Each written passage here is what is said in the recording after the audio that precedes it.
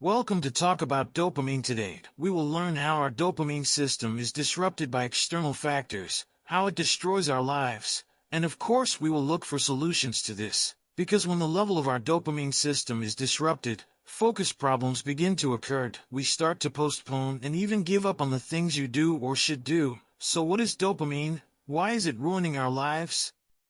Dopamine is a chemical that our brain produces. It is responsible for the reward mechanism of our brain, responsible for our motivation, and at the same time, responsible for the creative thinking skills of our brain. If we can keep it at its natural level, there is no problem. We can carry out all of this in a healthy way when we are thinking or need motivation while fulfilling our responsibilities. If our dopamine level is low, there is a problem. But I have to say, in today's world this is very difficult. In fact, I think it's impossible. Your phone applications, your social media, the series and movies you watch, the things you eat and drink, the commercials you see, the normal movies, everything we encounter in daily life is produced to play with our dopamine levels and make us dependent. If you're addicted, you'll spend more time with that thing. You buy more of that thing. This, of course, benefits the producers. Unwittingly, you are a victim. When this happens, when our dopamine levels are out of balance, instead of fulfilling our responsibilities, we turn to those things that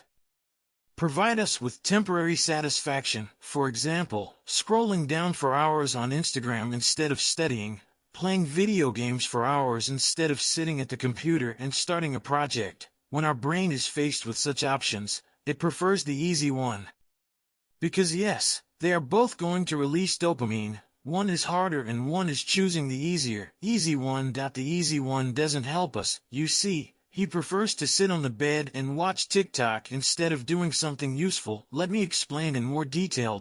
If he chooses to do something useful, there is no reward during it. When the job is done, the brain will release dopamine because it has fulfilled its responsibility. But when he goes to bed and watches TikTok, he will easily release dopamine in one finger movement because he will be exposed to a new content with each finger movement. Which one does the brain choose? Not to work for hours without releasing dopamine? Or do you want to easily release dopamine with every finger movement? Of course, the easy one. The brain does what is easy, but it also becomes dependent on these conveniences, and we know that these facilities are of no use to us, because it's addictive. It's ruining our long-term future, not short-term. So far, we have always talked about problems. So what's the solution? The solution to this, as you can see from the title of the video, is a dopamine detox. Dopamine detox, a process of a few days or as much as you specify.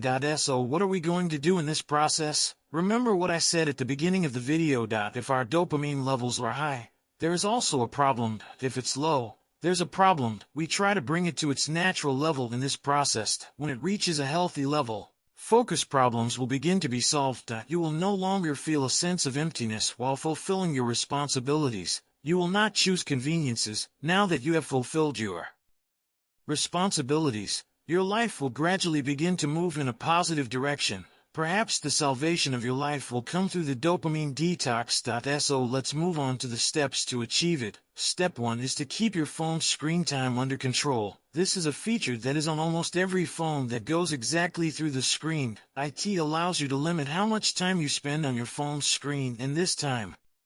For example, after spending 2 hours on your phone, it alerts you on the phone. Since our screen time is directly proportional to the deterioration of our dopamine levels, we have to keep the time we spend on the screen under control. Screen time can be terrifying levels for some of us: 0.5 hours, 7 hours, and 10 hours. This time should be an average of 1 hour. 99% of the time we spend on our phone is inefficient and also time thief. If your work is on the phone, like me, if you have to enter, you can stretch this time a little according to yourself. But make sure that your time is efficient. Turning off 2 social media notifications is that we look at our notifications hundreds of times a day.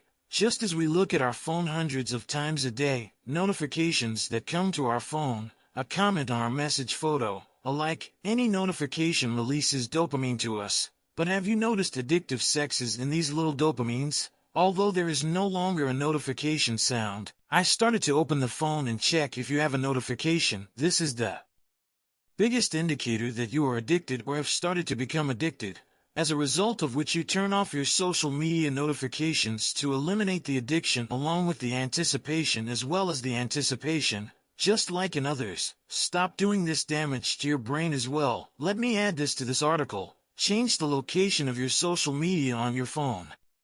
Their places are so engraved on our reflexes that we can now enter and look like this without even realizing it. When our fingers change their places to enter, you won't be unwittingly on social media because these reflexes will be disrupted. Plus, we'll stay away from 18 movies. Let me say at the outset that this has nothing to do with masturbation. I'm just saying that you shouldn't access sexual content from any device you use. Doing so does a huge amount of damage to your human relationships, your sex life, your self-esteem, and your brain in a way that sums it all up. Listening to 4 loud and long-lasting pieces of music is designed to be addictive and memorable while the music and songs are still in production. It feels so good to listen to loud music. Yes, I know. I am aware. The reason for this, of course, is that it releases dopamine into our brain during listening, and if you notice, when you turn off that music, there is a feeling of emptiness. This is because the cessation of music also stops the secretion of dopamine. Now when you need to turn off the music and do something, the brain wants dopamine again, because if you listen to that music, the brain will release dopamine. Why study here instead of listening to that music? Even if you want to study, if your brain wants to listen to music to release dopamine, focus problems begin, because while you're studying, the mind is constantly on dopamine, so it's going to want it. Not focus on it. It will also disrupt your dopamine time in listening to music for long periods of time. So please reduce your music listening time to 20 minutes a day and reduce it to half the level you listen to instead of listening too loudly. For example, if you listen at the highest, you can listen at the half level. That was the steps. So what happens now?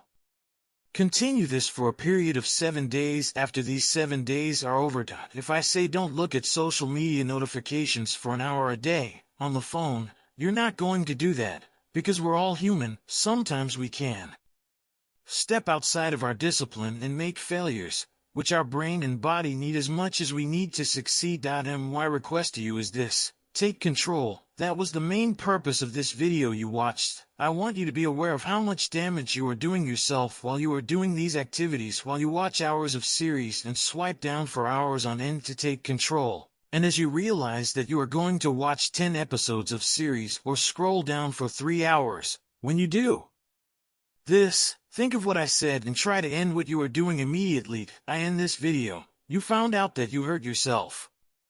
Knowledge is power. This video has taken you further. I also want to talk about clear and unambiguous training videos, because almost all of us have a pit that we fall into. You watch videos on the internet where you can improve yourself. These videos may be contributing to you, yes, but watching training videos in quick rows and doing nothing, it damages your brain, because when you're lying down and watching like this, you're thinking I'm doing something useful right now. But if you're not going to take action, it doesn't make sense to watch 1 million training videos. That you need to take action. I'm not saying stop watching, which you'll catch in those videos you watch. Some words, actions, thought structures will change your life one day. I'm trying to change your life. Maybe today is the day for your life to change. How do you know? For the return of such a good video, I ask you to like the video, subscribe to the channel, and make a nice comment. See you in the other video.